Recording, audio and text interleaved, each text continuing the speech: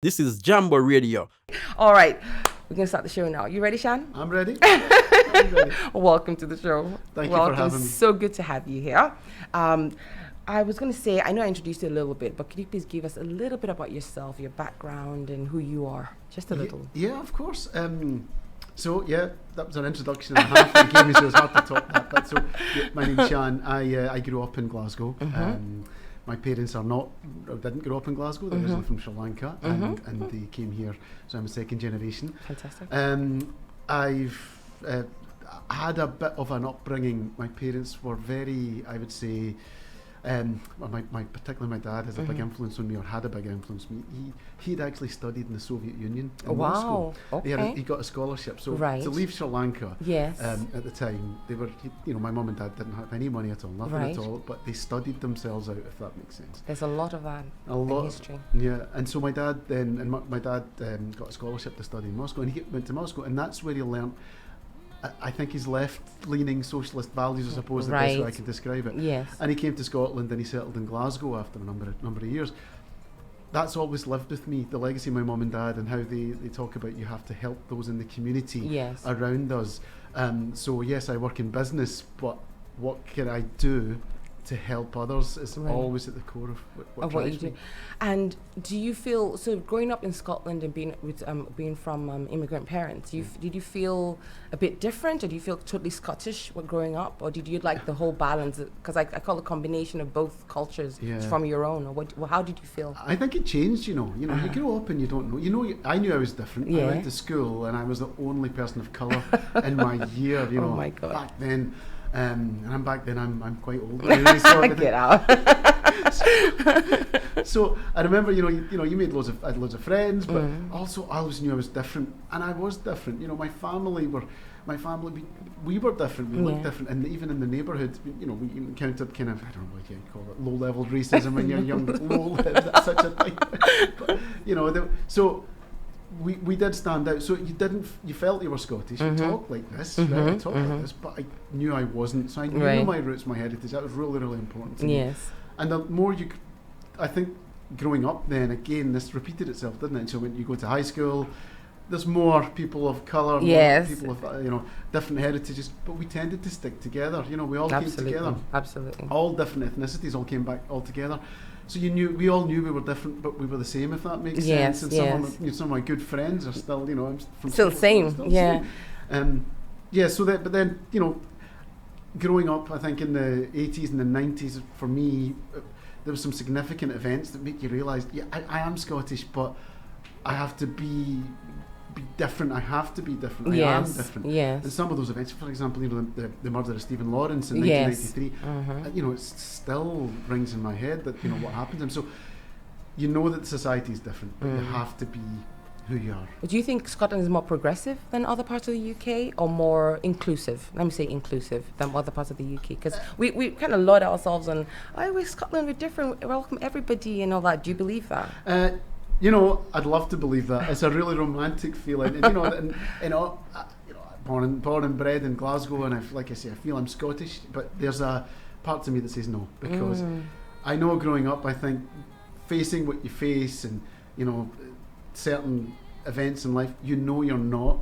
And I think it's because there was less people of my people of colour in Scotland growing up, and as more and more people have come, I have noticed that there's been a resurgence in some areas, when particularly, I think we live in a society now, particularly post Brexit, where division, right? Yes. And it's different. We're all different. We're not. We're all the same, right? And I think there's a majority of people in Scotland that believe that, but there is outline parts of it. So I feel very welcome. When I go to England, I like going to England to visit, but I'm always happy to come back to Scotland. I have that feeling that this is home. I feel more comfortable here. I don't know if I want to live in other parts of the UK, but I have nothing against other parts, but I just feel like I like it here, and I feel welcome here. But I know it's not everybody's experience, As a welcoming country, and maybe I understand, because I'm the same. If I go away, if I go to London or Manchester, and it's great, but this is home. Yes, this is home. There is generally, I always remember, you know, there's a story in my head of one of my friends, and he would say, "You're Scottish." He goes, "No, I'm not. You know, I'm not. Yes, you are. You're just as Scottish as me. Just as Scottish as me." And you know, it was like he was like, "Yes, you are. Yeah, you accept it. Fighting it." You go, do you know what? He's right. You know, so it's not as bad as you can see. I think there's pockets of problems and issues, and I think you'll find that anywhere, don't you? True. So let's talk about your work. So before we talk about the actual projects you do, can you tell us a bit about the road to the role, your career journey a little bit till you got to this point? Oh yeah, wow. So yeah, I work in the recruitment industry at Brightwork, and it's a great company to work for, and you know, I see myself I've done well to become a director there, but I think it's for me it was always about work, working hard, and I got a chance to, thanks to my parents, they were arrived here. They were always about education. Yes. So yes, the immigrant story. Immigrant story. I was a doctor, lawyer, engineer, and nothing else. Zainab, you don't count. So it's the same, isn't it?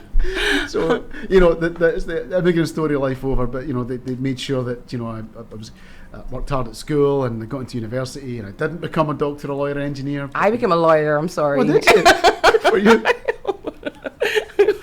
It's another story altogether. Mom is like, really, all the time we spent, all the money we spent, what are you doing? But you got the law degree. I got here you go, mommy. I'm gone. This is what you wanted, This is what you wanted. Good for you. I'm obviously not as clever as you. I wore the wig and the gown. I called my parents. I'm like, yes, we did it. Now what? That's a different story. That's a different story completely. Please go ahead. So, went to university, got my degree, and then I found it very hard to get a job. Very, very hard to get a job. And here in Scotland, yeah. So, but I'd been away and travelled and went away for a while, and I came back and ended up desperate looking for a job, and I had that graduate story that you see. And my name is Shan Saba, is the shortened version of my name. Right, here's a little story here. Okay. So my full name is huge. It's Mahindan Nadana Saba Pathi, right? Oh my God, that's so nice. Massive. And that's a big Sri Lankan name, but I know it's so hard. Anyway, I knew it was so hard for people to pronounce. Imagine me speaking to the bank and trying to get. I would insist. I would insist. We've had that conversation here. Like, you will learn this. You will be all right. You can do it. I have faith in you. I once I had to do this little piece for BBC Asian Network, and I told them this story, and then they were just like, "You said, why did you not tell us your full name?" Yeah. Say it again. Mahindan Nadana Saba Pathi. It's not that bad. Mahindan Nadana Saba Pathi. Yeah, there you go. Yeah, you can do it. You can do that. I know there's some names in Sri Lanka that have at the end of it your caste at the end of it. Right, is that, what's it called? It's broken into bits, isn't it? With your caste at the end of it. Well, I don't know. So my parents are from the north of Sri Lanka, right. So it's we are from the Tamil. The Tamils, we're the Tamils. Okay. Slightly different. So it's just a big. Nadana Saba Pathi was my dad's first name, right. And then it flips round, and when they came here, then it was all complicated. I love it. Go ahead. I'm sorry. No, it's fine. So I had a name. So anyway, so I found it really hard to get a job. I had a business degree in human resource management. That's what I wanted to go into. I just couldn't get anywhere, and I kept a big spreadsheet of all the jobs I was applying for, and I just struggling, struggling. So I had a lot of temporary jobs. Did what I could. Ended up getting a job in retail as a trainee manager in a place called Toys R Us. Oh, years ago, right? This is 23 years ago when everybody bought their toys there. And I worked out there for a year, and then I felt I wanted to change. It was really hard, to be fair. Anyone that works in retail, it's the hard sector. Not isn't easy. It? Not easy at all, particularly now. So I wanted to change. So I got in touch with some recruitment businesses to see if they could help me. And the service I got from them was awful. Like the people were terrible. They just treated me like a commodity. They weren't interested. And I thought I could do a better job than them. I really could. So I thought I could do that job that they're doing. So then I went on a mission. I got carried away with myself. I got the names of all the managers of all the big recruitment agencies in Glasgow and Edinburgh, and start sending them emails, phoning them up, telling them I'd like to work for them. And actually one chap at the time, it was an Asian chap actually, I'll never forget him, and he brought me in for an interview, and he actually didn't interview me, just gave me loads of advice and told me, this is what you need to say, this is what you need to do. And he was kind of looking out for me, if that makes sense. Yes. And then he gave me that guidance and advice and recommended me speak to somebody, and then I ended up working in the recruitment industry, and I got my first training job. And I had a young family a couple of years later, quite quickly. and had to work much harder than what I was doing. And I thought, okay, I need to make a career of this. But you can do the right thing whilst you're in an industry that's not got a great reputation in recruitment, I have to be honest. And you can do the right thing. So I've been lucky enough in the job and in the company that I work for that's what I'm kind of part of my role. You stayed with them the whole time? No. So I worked for a much bigger multinational agency for 3 or 4 years, and I moved to another recruitment business. I had 3 or 4 years there, and then me and 2 colleagues actually went to me and set up our own part of this business that's become Brightwork. Wow. And then it all got consumed, and we're now part of we were bought by a much bigger, larger organisation. So you cashed out? Well, there's a longer story behind all that, Benny. So we don't pay you for the interview, you pay us. Right? I wish I had the money for that, yeah. There's a bigger story behind all that. Okay. We'll talk about that. Well, so how did that transform into you fighting against modern slavery and labour exploitation? I think it really happened, and I won't go into the detail of what the impetus of it, but there's as part of to grow our business, we had to, a couple of people in our business had to go and do a course on spotting the signs of somebody who's been exploited for labour. Okay. And it was just a tick box exercise, and I was one of those people. So I went in that course, and it was just to say, we've done the course, and then we can now work in different sectors, particularly food manufacturing, because a lot of the work that we do in Brightwork is in the drinks industry, the drinks manufacturing industry. So I did the course, and my colleague, and I came out and I felt sick, and I thought, we did not know this was a problem in Scotland. Never mind the world, but we never knew in Scotland. Didn't realise how many victims there were, some of the stories. And actually a business like ours can be used without us knowing about it. Yes. So I got really upset actually, and I thought, right, we need to do something about this. I got in touch with the Scottish Government, wrote them a letter, big email, big letter, UK angry style. Yeah, that was it. I'm writing a letter. I'm going to be polite and write an angry letter. So, and I did, and they invited me in, and they asked me what do you think we should do, and I said, well, I work for the biggest recruitment agency in Scotland. We didn't know about it. What are you doing to raise awareness? How many other people don't know about this? And also in our sector, compliance can be low, corners can be cut. So, you could bring 3 or 4 people into the office and say, look, they want to work. And if the recruitment consultant says, okay, just give me all their bank details, give me all that, and it doesn't register them properly. And then we put them out to work at some of the biggest companies in Scotland. Nobody knows. So I got in touch. Then anyway, long story short, they said, what should we do about it? And I said, well, you need to do this, this, and this. And they said, they asked me if we'd like to be involved, and that was 2017 that happened, and then it's grown and grown and grown, and actually, sadly, the problem of labour exploitation and sexual exploitation has grown bigger and bigger and bigger since then. So, good segue. I was going to ask you, so what are the signs we can spot? Like, if you think you're being... So before I ask that, let me ask, do you think it affects minority communities more? Or vulnerable communities more, or do you think it's a widespread problem? I think if I look back, and I'll put another hat on in a minute, the Refugee Survival Trust, because this is connected, that vulnerability, use that word, that's perfect, because that is what is exploited by anyone that's criminal and involved in all of this. So you'll have language skills. If somebody doesn't have a great grasp of English, it's so easy. Typical vulnerability, right? Mental health, drink, alcohol, drug dependency, or just had a real bad start in life, and there's so many stories of that. So I'll put my Refugee Survival Trust hat on. The missed part of all of this is, if I talk about victims, for example, in 2019, the year before COVID, there was around 512 victims that were rescued in Scotland. All over Scotland, not just in Glasgow or the big cities, the whole country. Every local authority. The next year, COVID year, everything stopped recording, so the numbers dropped. We're anticipating there being over 1,000 victims this year. Those were already here in Scotland. Already here in Scotland, right? And it's happening everywhere. But when I think about the refugee population in Scotland, or those that are in the system that are having those problems. So when you talk about people from minority backgrounds, what we missed, or what I felt I missed, is that these are people that can't work. They're waiting for a Home Office decision in limbo. £40 a week. Don't even start on the cost of living crisis, how that'll affect them. They're not being given the free handouts that sometimes the media would portray. So they have to work. But by the nature of their status, they can't work. So they will take jobs that are cash in hand. And you can go on Gumtree, you'll go on Facebook, and you'll see that if you type in cash in hand work, there's so much out there. So we were running some sessions through, Scotland Against Modern Slavery for that population, that are those that are waiting for a decision, an asylum decision, and we had a number of them that come in and from all different ethnicities and backgrounds all over the world with really, really sad, horrible stories. Yeah. And we were telling them, this is what a pay slip looks like, this is what national insurance means, this is what pay-wise. They had no idea.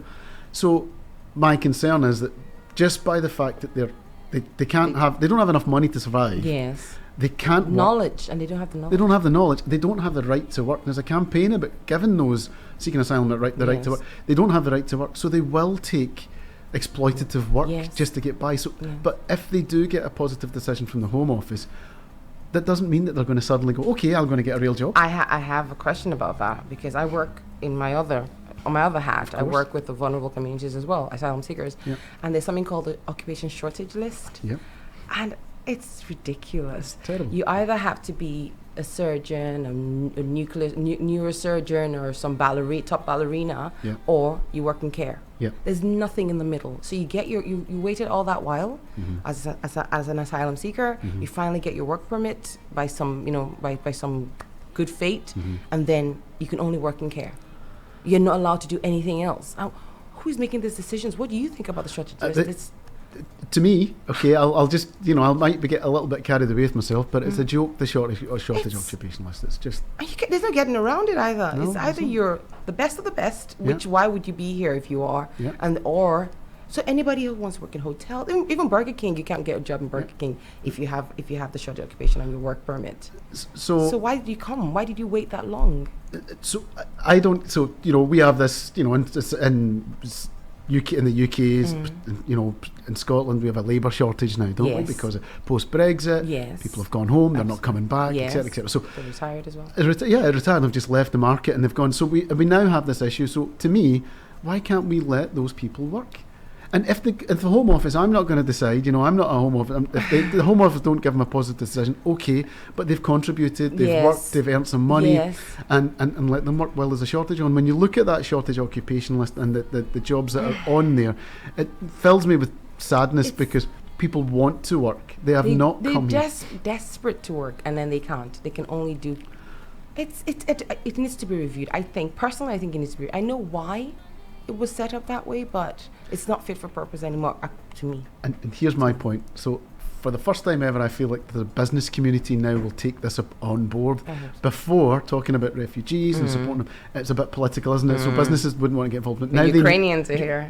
And I'll talk about Ukrainians in a minute, because you're absolutely right. So you're actually talking about the business community. It's going, why are there 120,000 people in the UK that are waiting for a decision that can't work? Why can't we let them work? Because we need them. And need them, and they can pay tax as well. It's a win-win. And then if they don't get a good decision later on, then what happens. Or when they do get their decision, why shackle them with this list? You've made a decision finally. Why can't they be free to work in whatever industry they want and contribute to the society? And the statistic I'm taking now is about 87% of those that come to seek asylum in the UK worked before they came. Okay. Yes. And you'll know this from your role, your job, right? Your day job. So the longer that you haven't worked, the more out of reach you are from the job market. Exactly. So, if you haven't worked for 2 years in the Home Office, say, okay, you've now got the right to work, go and get a job. You think, well, you haven't worked for 2 years, and I'm sure you see this in your day job. I met a guy who used to be a crane operator, and he was still 10 years waiting for his papers. Finally got, and he was telling me, okay, so this is what I want to do. I was before. I'm like, how did he keep this enthusiasm for his old job for 10 years? I mean, that's why he wanted to work in that field. I'm like, this is most people just lose that will, they lose the drive, the motivation while they're waiting for a decision. But that's another story altogether. So I'm going to ask you, how do we spot the signs then? Good point. So spotting the signs in work, spotting the signs out in society, and then there's other points I'll probably talk about. So when in the workplace, and it depends on what you do and how things are, and I suppose in the recruitment business, we're at the first line. And in certain areas of care, we're seeing an increase in labour exploitation in care. We're seeing it in food, in manufacturing, in agriculture. This is what's going on now. And what you'll see in the workplace is that people are, first of all, you look for somebody quite dishevelled looking. Okay. You know, why, you know, have they not washed, you know, and why are they like that? And the second thing is, if there's one thing we always look for, is there's somebody picking up and dropping people off.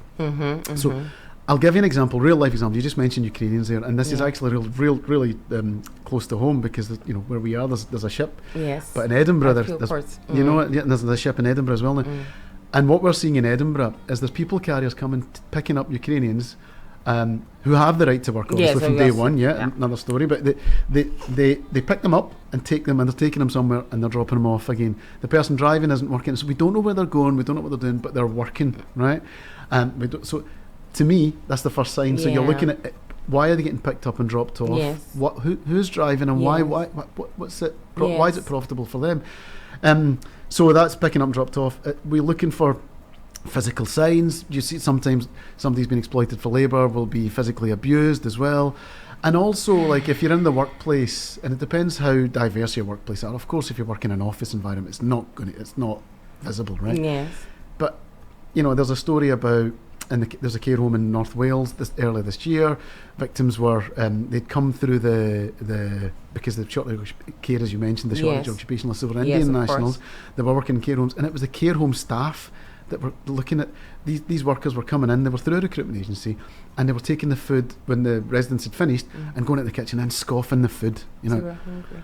So the staff were thinking, what's wrong? Why are these people like this? And actually, this recruitment agency had got through the shortage occupationalists, got the visa sorted out, brought them over, and just exploited them. So then there's things like that to look for as well. So, but the most important thing is about caring, right? This is about worker welfare.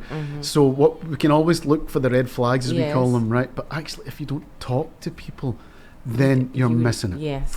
And COVID, and also a little bit, you know, divided in the sense of, look, those are the Polish people that work here, or the Africans are there, the Polish are there, you know, the Scottish are here.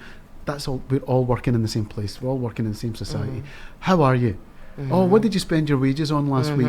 Wages? What wages? And from an exploitative perspective, if somebody says, I had to give it to my boss or whatever, then you know there's a problem. Another thing I'd say is about we call it bonded labour. This is where people are coming and then they're renting from their friend or their boss, and they're caught up in this cycle, this vicious servitude, basically. So it's historic slavery, isn't it? Yes. Is it what's happened? So those are the signs. In society, what you look for, I suppose, it's very hard to see. We always talk about car washes and nail bars, okay? And we talk about the cost of, you know, if you're getting your car washed for £2 or £3 and the chaps that are washing your cars are not wearing protective equipment, what's wrong? Yeah. Okay, and there's a way to report it through, you know, it's quite a clear communication channel. You got a nail bar, and if you're getting it done ridiculously cheap, and you think, well, that's not right, then why does it stink of chemicals and that type of thing? So there's that type of vision in society, but I think it goes a little bit further, because coercive control, it's just like domestic control, domestic violence. It's about control of finances. It's controlling somebody, as you say, this bonded side. Do you think everybody who's exploiting somebody knows they are? Do you think there are some people who are not people who are being exploited? I mean, people who are doing the exploiting. Do you think they all know they're doing it? I think, or maybe somebody inadvertently, you know, you're trying to help this person, and then you're keeping their money for them and all that stuff, and you're doing the wrong thing, but not for the wrong reasons. You think about it, right? I think most people think there's a significant criminal aspect to this, right? And there's gangs operating in and around Scotland in different areas. It's so that they know what they're doing, happily. But I think sometimes you get inter-family, inter-ethnic exploitation, which they have no idea about. That's right. And they think they're doing a family member a favour. Right. I've got you over here. I've got you a job. I've got you I'm getting you an education. You're staying in my house. So you must do this work for me. Yes, that happens a lot. I don't know if you know this. I don't know what's like back in Sri Lanka, but in Nigeria, we have people who are housemaids in domestic stuff, and that industry is ripe with exploitation. It's only by the grace of your employer. So if you have a good employer, you get a good experience. Just the grace of your employer. There's no regulation. There's nothing like that. So if you're living in a situation where you're in a home where your employers are exploiting you, there's no recourse. There's no recourse at all. They could be beating you. It could be sexual exploitation from the man of the house, the son of the house. There is no recourse. It's just, And I grew up my entire life with domestic staff in our family, and we treated them well, but we know all the horror stories of people who don't. Yeah. And there's nowhere to report. At least here in Scotland, we have, policies in place and, recourse in place if they can run to. It's not the same all over the world. So I'm so happy you guys are taking a stand against this. Globally, it's huge, and culturally, you're absolutely right, and it's something it's really important to talk about, because you're right, and I've seen it in Sri Lankan culture as well.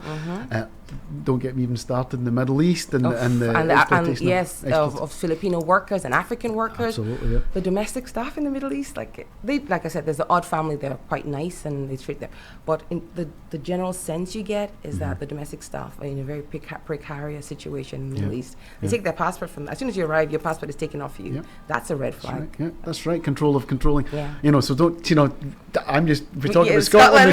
If we expanded, we'll be here for hours. We'll be here Estimated for hours. around 30 million people in the UK, in the globe that 30 million that are in some form of slavery, which is multiplied by what we talk about the transatlantic historic slavery, and we've got much more in a what we call civilized society just now. Right. So I was going to ask you about your work with the Refugee Survival Trust. So.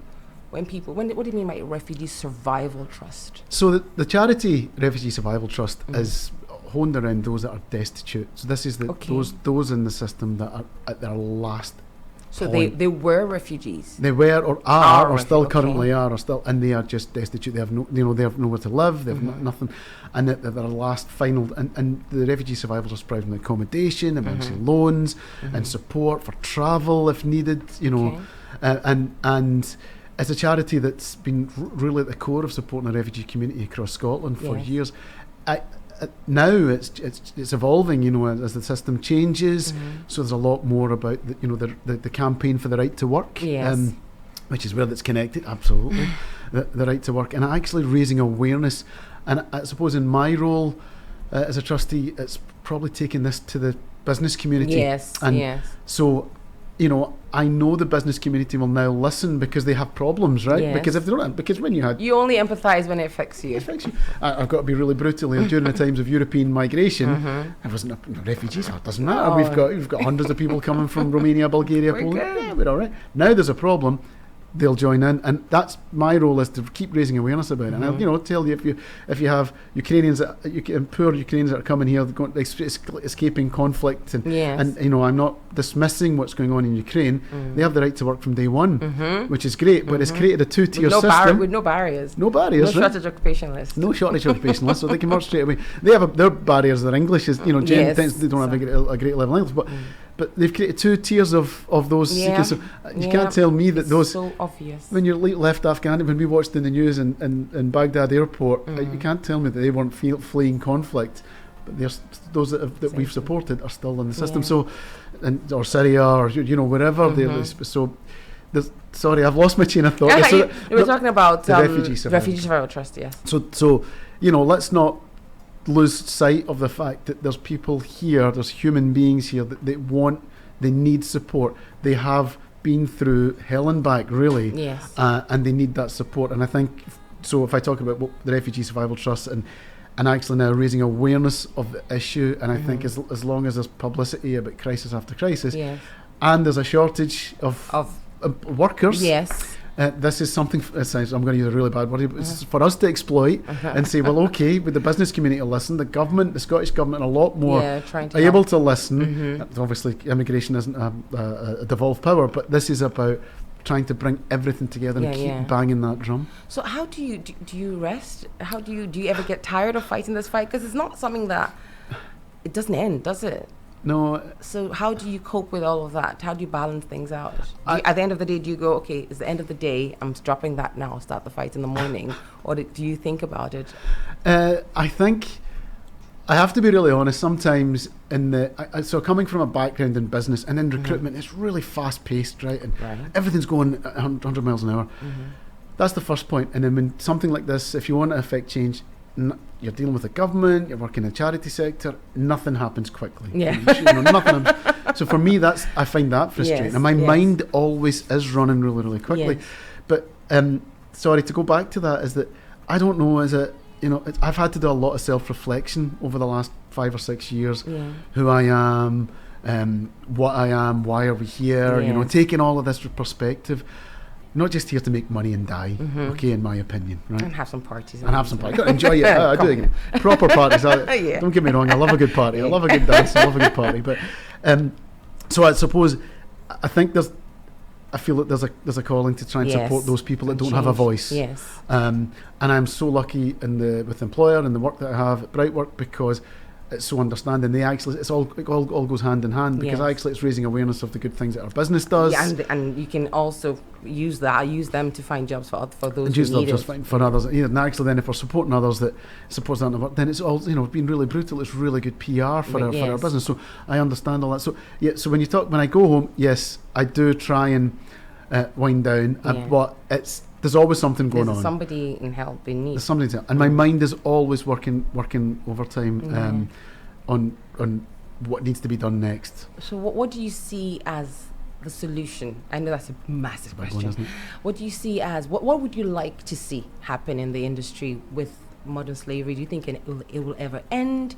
Do you think there are things we can put in place? Let's not even talk about Rwanda. That's another story. Don't get me started yet. Or do you think it's something we can stop or ameliorate? And how much can we take? Because I know we're I don't want to quote the right wing, but we're just a small island. There's only so much we can take, that kind of thing. But generally, I mean, what would you like to see happen? I don't think we'll ever be able. Modern slavery, labour exploitation. Humans are humans, right? So there's bad people, always bad people. People know, people don't. They think they're doing something, whatever. That's always going to go on. It always has gone on. You've talked about, Nigeria. We've talked about Middle East. This is just something that's not going to go away. Raising awareness about it will maybe change, and taking that stance. I think the global problem. We can't change what we buy. We can change what we buy. We can't change what happens in other countries hugely as individuals. We can try and affect change in how we buy things and how we work with lobby the government. What I'd like to see is we talked about this earlier on. We actually, Scotland is a bit more welcoming. I would think. We didn't vote for Brexit, right? No. We didn't vote. I'm not going to get. I want to stay in the EU as well. So So we didn't vote for it as a nation, right? So to me, Brexit, the core of it was immigration, right? No matter what anybody says. Yeah. And what we're going to see is because the European migration is just the tap's been turned off, but as skilled migration has picked up, we're seeing more brown faces coming into the UK. Yes. That's not going to make a lot of people who voted for Brexit happy. So if I'm being quite political there, so what I'd like to see is in Scotland, we are a welcoming nation, right? We are genuine, it's at our heart. I know there's pockets, what I talked about earlier on, but if we can actually. And we have a aging demographic, so we have a population that's lowering. We only 6 million. We need more people. We need more people to survive, actually, and do the jobs that we do. The jobs that are going to pay for our retirement. Right? So we have to be a bit more welcoming. If there's some sort of way of changing how the immigration rules look in the UK, or even in Scotland, if there's a pilot project, I think we could lead the way in the UK to make it better. That would fix a lot of problems. Yes, and stop the need for trafficking. Stop the need for trafficking and labour exploitation. Yes. I can't talk about the other areas like domestic servitude and sexual exploitation. These are things that are just horrible. That there's lots of good work being done by the government and the charities there. But so we could try and stem the need. We have a labour shortage. It's totally connected, the fact that labour exploitation has gone up and the figures are going significantly higher. I'm going to ask you, this is a bit out of our purview, but something that bothers me a lot about modern slavery and trafficking and all of that is the middle ground between when you leave your home and when you arrive in Scotland. So when you arrive, you're accounted for, and then whatever happens, and you have recourse if you want to report it or get yourself out of it. And then when you're in your home country, people know who you are and you're accounted for. But on the way here, the journey here, all the perils, you're not there's no list of people. There are people who've lost their lives on the way, or experienced things on the way that they will never want to talk about. And that has always bothered me. If you die on the way, there's no report, nobody knows it, nobody hears about it. You just you never existed. And something about that really, really, it's horrible. I know it's not what we're talking about, but it's just, and when they get here, then they have help. But on the way, Have you ever thought about Yeah, that? no, I've met many people Who have survived that survived that training. journey, and I have to say, I'm Sri Lankan, right? My mum and dad came here through An airplane. an airplane. They came in through immigration and effectively through qualifications. But many of my family came as refugees. Many that are in London. I have family in Australia, London, Canada, all over the world. Not many left in Sri Lanka because of the Civil War, and that's why they left. Yes. But I know some of the stories of how they've had to try and get to wherever they want to get to. Yeah. And there's a desperation, and that's just a personal experience. But then through some of the work in the Refugee Survival Trust, there's one chap that always just through some of the work we were doing about raising awareness. He'd come from Iran, and he ended up in Italy. He was undocumented in Italy for 2 years. He didn't get paid a penny. He ended up forced to work in a farm. He was abused for 2 years before he could actually escape. And then he thought, I'm coming to the UK because they treated me. The Italians have been treating me so badly. I'll find a way. And he got here. The poor guy is mentally in a really, really difficult place. I know people like that. I know people like that, and it's not nice at all. I know people who have done it, and they still have their joie de vivre, but then they go into a bad place, you know, later on. Yeah, I know. It's okay, all right. Highlight of your career so far. Oh wow! So wow, that's a segue there. That's a big segue. Do you know what? Genuinely, is that being able to launch Scotland Against Modern Slavery. So this is all funded by Brightwork. So none of this, there's no funding from elsewhere at all. It's not. It's a movement. Right. We have 56 businesses that have joined. Okay. So it's free for a business to join, but they've joined and they've committed that they are. This all we want is passion and commitment. That they want to do something about it. Okay. When we launched that officially as part of the Scottish Government's anti-human trafficking strategy, it was last year, January last year, and the website was done. When the website went up, we then started contacting some big businesses. They were definitely up for it. We had podcasts with Hamza Yusuf when he was Justice Secretary, the Anti-Slavery Commissioner. The buzz around that, it was probably that felt like he'd really achieved something. And I'll never look back. Fantastic. That's fantastic. And you can just, that's a jump off point. You can just do what you want and grow it as much as you want. And their business is still joining till now? Yes, so they are businesses joining, and we're quite keen to make sure that, from the business community, that it's that they understand what the problem is. So, some of the things that we've spoken about, but we go a lot deeper about this, red flags, spotting the signs, and those types of things. And also there's a financial implication here because, when you're talking to a business, of course there's the human misery, that's priority. The second part is, if a business has people who have been exploited for labour unknowingly in their supply chain or directly in their workforce, the media, the press, the publicity, you and I won't buy their product, will we? Absolutely not. So they have to be ahead of the curve. So businesses join in two areas that they support, they raise awareness, red flags, so they understand what the problems are.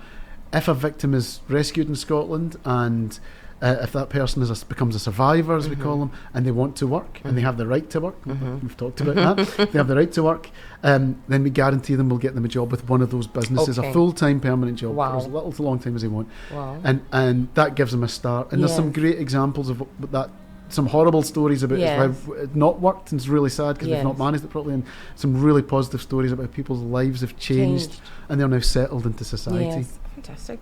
Biggest challenge of your career so far? Oh wow, biggest challenge. I think, and first of all, if I talk about the industry that we're in, it's just a constant challenge. We're living through really hard times. Everybody is. The economy, we don't know where it's going. Political instability. We have the Brexit referendum created division, insecurity in the economy. I think the way that the country, the UK government have been managing affairs hasn't been particularly positive for stability for people. We have a new Prime Minister. We have a new, UP. So we have that, and then we have the challenge because we have a UK government and a Scottish government that don't work well together. They don't, and there's two ideologies there, isn't there? And that frustrates me as well. And we should. And I'm not advocating independence or non-union. I am. I'll do it for you. You can say it. But all I'm saying is that we have more that brings us together to get us through the hard times. So when I say about challenges, I see the economy being very, very difficult, and those that are at the lowest ebb are going to be hugely affected by this. The middle people in the middle are being hugely affected by this. Of course, the wealth and the wealthy, they'll be fine. So we're having to squeeze at people that are at the lowest point in society, the middle point in society. There's going to be repercussions, and as a society, we need to recognise that, and I see that as really challenging. And I'd love to see some light at the end of the tunnel. It's been so dark for so long. I have a suggestion though. If we all don't pay our electricity bills, all of us, they can't take all of us to jail, right? No, that's true. Everybody don't pay. Nobody pays. Then what happens? Because we just got our new forecast bill, and we're like, it's insane. Yeah. So there's that. It's just it's looking at a way out. I was at an event a couple of weeks back, and one of the directors of Shelter Homeless Charity was there, and Kezia Dugdale, ex-Labour leader, who runs the John Smith Centre.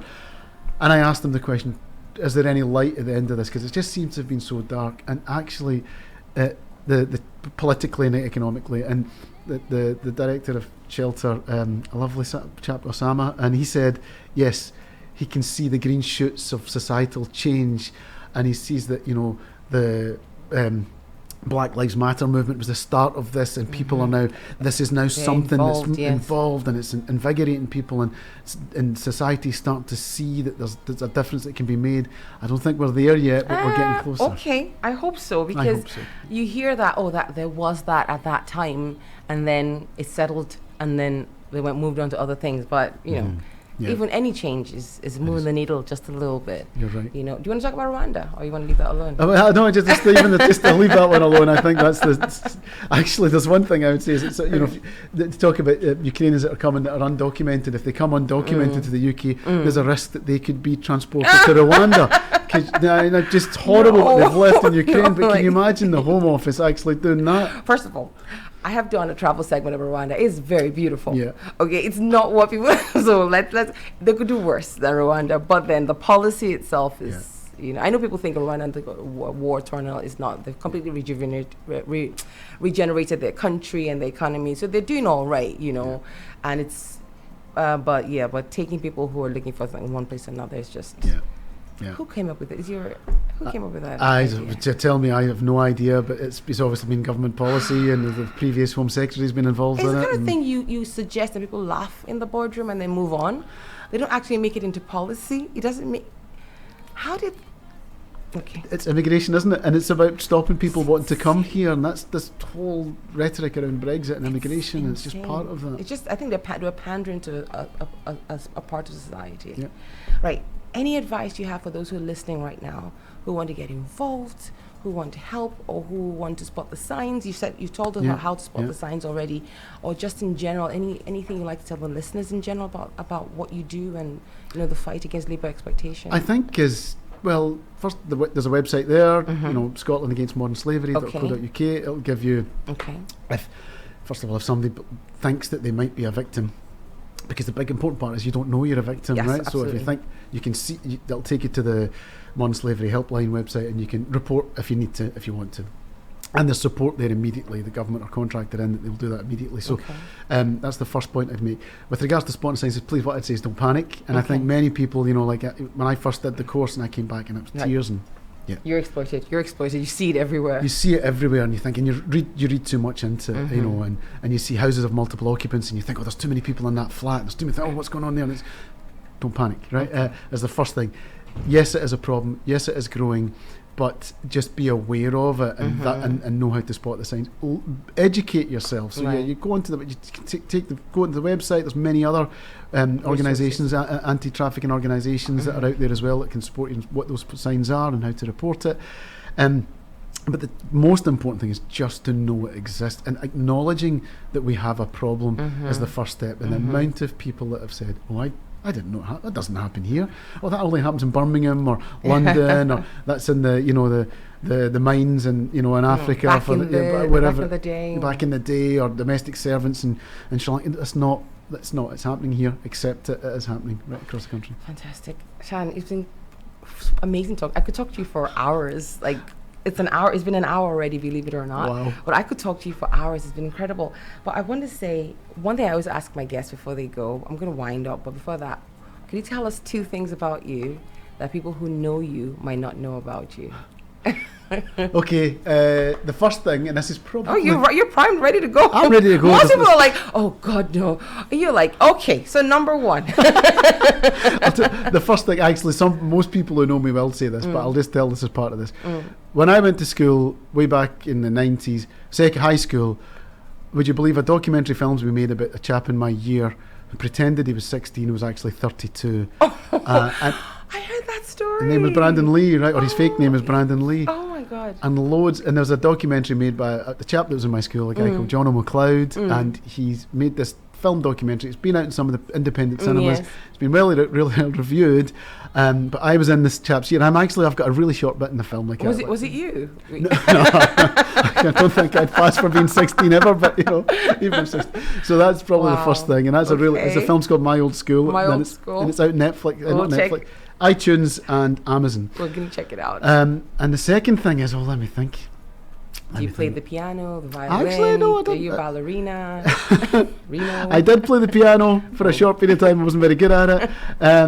Okay, I'm going to say something that's quite brutal. I think not many people know this, but when I was a student and I was looking for work, and Glasgow opened its first lap dancing bar in Glasgow, I had a job in there as a glass collector. Why did you start with the? I was sure you're going to say you're on stage dancing. His first lap dance bar. Like, yes. Nope, I've tried to spin around that pole, but I'm not very good at it. No chance. Glass collect. I like that. Shan Saba, Director of Scotland Against Modern Slavery, Director of Brightwork, Trustee at the Refugee Survival Trust, and Glass Collector in a lap dance bar. Come on, that's a great CV. Never put that in my CV, but there you go. I might now. Thank you so much, Shan, for being here. You can come back anytime. You're welcome back anytime. Whatever we can do to help, just let us know. We will. If you want us to promote what you're doing, if you want us to broadcast it more and talk about it more, if you want to be a panelist on the show going forward, come to join us. If you have anything else you'd like to share with your work going forward, any events that happen and you want to share them, you're welcome to come back anytime. Thank you so much for being on the show. Thank you so much. Loved it. You. Thank you, guys. All right, guys, that was Shan Saba.